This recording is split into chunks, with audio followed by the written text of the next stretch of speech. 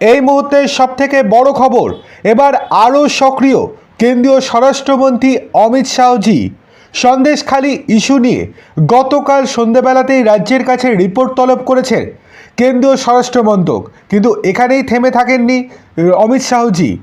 আজ সকালবেলাতেই রাজ্যের রাজ্যপাল সিবি আনন্দ বোসকে ফোন করেছিলেন অমিত শাহ এবং তাদের মধ্যে মিনিট 15 কথাও হয়েছে বলে রাজভবন সূত্র মারফত জানা যাচ্ছে।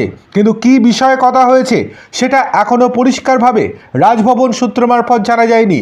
তবে রাজনৈতিক মহলের মতে সন্দেশখালির ঘটনার জন্যই বা ঘটনা নিয়েই মূলত আলোচনা হয়েছে রাজ্যপাল এবং অমিত শাহের মধ্যে।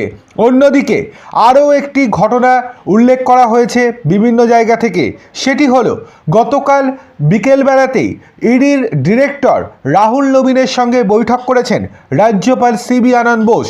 তার সঙ্গে বৈঠকে কী কথোপকথন হয়েছে এবং ভবিষ্যতে কী পরিকল্পনা, সেই নিয়েই হয়তো আজকে সকালবেলাতে কথা হয়েছে অমিত শাহের সঙ্গে রাজ্যপাল সিবি আনন্দ বোসের।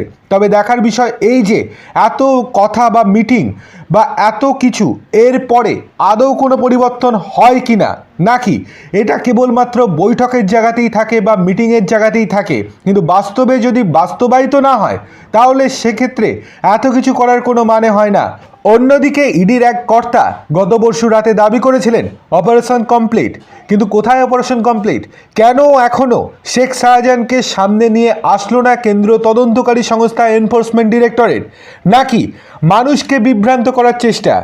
এখনও গ্রেপ্তারই করতে পারেনি শেখ শাহজাহানকে। এমনকি এটাও সন্দেহ করা হচ্ছে শেখ শাহজাহান কোথায় লুকিয়ে রয়েছে সেটা এখনও হদিশই পায়নি কেন্দ্র তদন্তকারী সংস্থা। সেক্ষেত্রে আরও সময় নিচ্ছে তদন্তকারী সংস্থা এনফোর্সমেন্ট ডিরেক্টরেট। তবে একাধিক প্রশ্ন উঠে যাচ্ছে। প্রায় 5 দিন হয়ে গেল, কিন্তু এখনও অবধি সেরকম অর্থে কাউকেই গ্রেপ্তার করতে পারেনি কেন্দ্র তদন্তকারী সংস্থা। কেবলমাত্র 6 জনকে গ্রেপ্তার করেছে, কিন্তু বাকিগুলো কোথায় গেল? এতজন তো ঘিরে ধরেছিল, এতজন তো হামলা করেছিল, তাদের কি অবস্থা?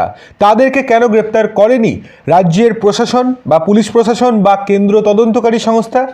উঠে যাচ্ছে কিন্তু একাধিক প্রশ্ন। আর আজকে সকালে কি বিষয়ে আলোচনা হয়েছে রাজ্যপালের সঙ্গে অমিত শাহের, সে বিষয়ে পরিষ্কারভাবে এখনও কিছু জানা যায়নি। তবে বিষয়বস্তু যে সন্দেশখালি সেটা বলাই বাহুল্য।